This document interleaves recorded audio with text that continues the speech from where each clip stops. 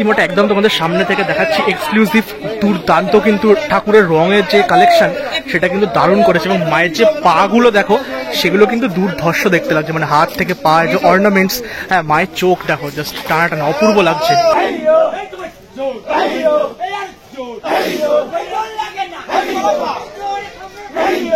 আর সেই সব থেকে বড় দুর্গাই কিন্তু সবার প্রথমে সনাতন রুদ্রপালের স্টুডিও থেকে আজকে মণ্ডপের উদ্দেশ্যে রওনা দেবে। দুর্গাপুজোর বাকি আর সপ্তাহ 2-3 মতো বাকি আছে।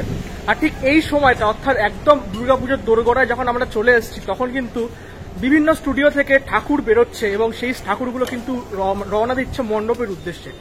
প্রত্যেক বছর আমি কিন্তু তোমাদেরকে এই ঠাকুর নিয়ে যাওয়াটা কিন্তু দেখাই যতগুলো আমার পক্ষে সম্ভব। তো সেরকমই আজকে কিন্তু চলে এসেছি উল্টোডাঙ্গার অত্যন্ত একটি বিখ্যাত স্টুডিওতে, শ্রী পদ্মশ্রী প্রাপ্ত শ্রী সনাতন রুদ্রপালের স্টুডিওতে। হ্যাঁ, আজকের এই স্টুডিও থেকে বেলঘড়িয়া নতুন পল্লীর ঠাকুর কিন্তু বেরোতে চলেছে এবং এই ঠাকুরটা কিন্তু সম্ভবত যেটুকু আমি জানতে পেরেছি এই স্টুডিওর সব থেকে বড় প্রতিমা এবং এই প্রতিমাটাই কিন্তু প্রথম আজকে সনাতন রুদ্রপালে 2024 সালের প্রথম ঠাকুর কিন্তু এই স্টুডিও থেকেই বেরোতে চলেছে। তো সবটাই আজকের এই ভিডিওতে তোমাদের সাথে শেয়ার করবো, তাই বিনা স্কিপ করে অবশ্যই ভিডিওটা এনজয় করো। তবে পরিস্থিতিটা খুব একটা অনুকূলে নয়, কেননা প্রতিকূল পরিস্থিতি, বৃষ্টি চলছে বিভিন্ন রকমের সকাল থেকে এবং লাস্ট 2 দিন ধরে কলকাতা বিভিন্ন ধরনের জেলাতে বৃষ্টি হচ্ছে। সব মিলিয়ে একটা অনুকূল পরিস্থিতির মধ্যে ভিডিওটা শুট করতে হচ্ছে, বাট যতটা পারছি তোমাদের জন্য ভালো কিছু শেয়ার করবো। সো ফাইনালি আমি কিন্তু সনাতন রুদ্রপালের স্টুডিওর সামনেই একদম চলে এসেছি, দেখতেই পাচ্ছ ঠাকুর কিন্তু জাস্ট বেরোনো শুরু হয়েছে আর অলরেডি লক্ষ্মী ঠাকুর কিন্তু বেরিয়ে গেছে, বৃষ্টি পড়ছে বলে ঢাকা দেওয়া অবস্থায় রাখা আছে। এবার কিন্তু দুর্গাটা ভেতরে বার করা হচ্ছে। আর আজকের এই ভিডিওটা সম্পূর্ণ দেখো, খুব ইন্টারেস্টিং একটা ব্লগ হতে চলেছে।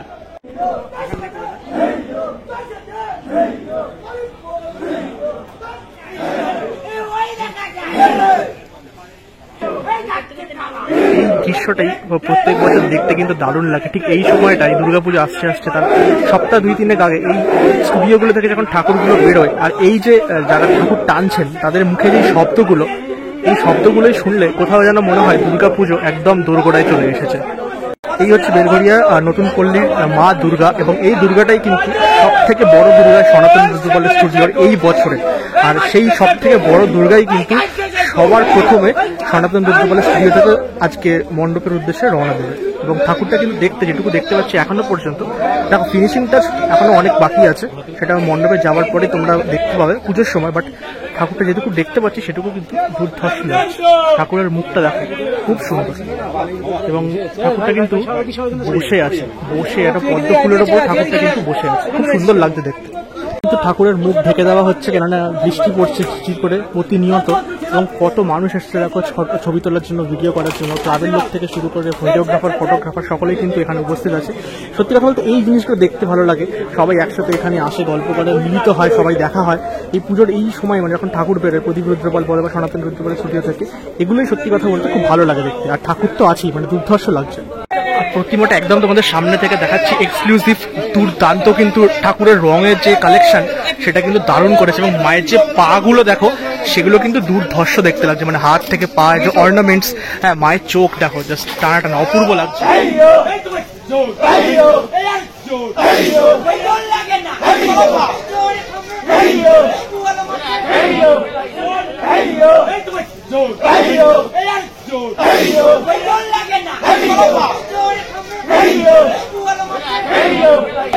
ঠাকুরটা কিন্তু জাস্ট বেরোর করা হলো এবং পুরো ঠাকুরটাকে কিন্তু ঢেকে দেওয়া হয়েছে, দেখতেই পাচ্ছ বিশাল বড় হাইটের ঠাকুর। হ্যাঁ, ঠাকুরের সামনে যারা দাঁড়িয়ে আছে অ্যাকচুয়ালি কতটা ছোট লাগছে দেখো, জাস্ট অপূর্ব লাগছে। আর ঠাকুরটা যেটুকু বুঝতে পারছি অ্যাকচুয়ালি কিন্তু যখন চালচিত্র যখন কমপ্লিট হয়ে যাবে প্যান্ডেলে গিয়ে মোটামুটি ঠাকুরের হাইট মোটামুটি 24 থেকে 23 ফুট তো হবে চালচিত্র নিয়ে, বিশাল উচ্চতা সম্পন্ন একটা ঠাকুর এবং খুব চওড়া, বিশাল চওড়া ঠাকুর। তার সাথে চালচিত্রের যে কালার কম্বিনেশনটা সেটা কিন্তু বেশ ভালো লাগছে, বেশ একটা পার্পল কালারের সাথে একটা গোল্ড, একটা কিন্তু সিলভার কালারের টাচ আছে। তোমরা যদি এখান থেকে বোঝো পার্পল কালারের সাথে সিলভার কালারের একটা টাচ কিন্তু পাবে এই পুরো চালচিত্রটা, খুব সুন্দর লাগছে। এবারে কিন্তু এত বড় ঠাকুরটা এই যে ট্রলিতে যে তোলা হয়, লোহার ট্রলিতে, সেটাই কিন্তু অ্যাকচুয়ালি খুব চ্যালেঞ্জিং একটা ব্যাপার, কেননা ঠাকুর তো বের করা একটা অন্যরকম ব্যাপার এবং এই যে ট্রলিটা দেখতে পাচ্ছ সামনে, এটার মধ্যে তোলাটাও কিন্তু একটা চ্যালেঞ্জিং ব্যাপার। তো এগুলো ওনারা ছাড়া কিন্তু নর্মাল আমাদের সাধারণ মানুষের পক্ষে সম্ভব না, তো ওনাদেরকে হ্যাটস অফ এটার জন্য। মোটামুটি দুর্গাপুজো আসতে এখনো বেশ কয়েকদিন বাকি থাকলেও ওই জায়গাটার ভিড় দেখে মনে হচ্ছে একদম অষ্টমীর দুর্গা ঠাকুরের লাইন পড়েছে ঠাকুর দেখার। কি শোনালি, তাই তো? হ্যাঁ, আর আমরা এখান থেকে দেখছি তাই তো? আচ্ছা, মানে এই দৃশ্যটা দেখা মানে এটা বোঝা যায় পুজো আর দেখ। ঠাকুরটা কেমন? ঠাকুরটা কিন্তু কাজ নিয়ে তো আলাদা করে কিছু বলার নেই। একেবারে ঠাকুরটা কিন্তু সত্যি দারুণ। আর সত্যি কথা বলতে এর থেকে বেশি কিছু দেখানোর নেই, ঠাকুর বেরিয়ে গেছে, এরপরে কিন্তু সন্তানরা বের করবে। তো এরকমই থাকছে সব মিলিয়ে জমজমাট ব্যাপারে এখন এখানে সনাতন নৃত্যকলা স্টুডিওর সামনে। তো ভিডিওটা একদম শেষে চলে এসেছি, তাই কেমন লাগলো অবশ্যই কিন্তু কমেন্টে তোমরা জানিও। বেলঘরিয়া নতুন পল্লীর যে সব থেকে বড় দুর্গা সনাতন নৃত্যকলা সেটা কিন্তু তোমাদেরকে দেখালাম, এক্সক্লুসিভ একদম কন্টেন্ট তোমাদের জন্য তুলে ধরলাম।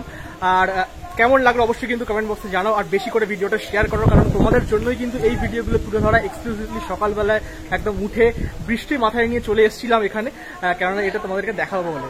আর এটাই কিন্তু প্রথম ঠাকুর যেটা সনাতন নৃত্যকলা স্টুডিও থেকে এবছর বেরোলো, এরপরে অনেক ঠাকুর বেরোবে।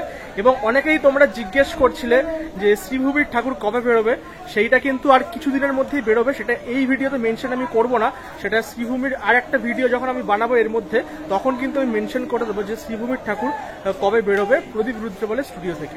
তো সেটাও কিন্তু তোমরা অবশ্যই আমার চ্যানেলটা ফলো করো, যারা এখনো করো না অবশ্যই সাবস্ক্রাইব করো, তাহলে কিন্তু জানতে পারো।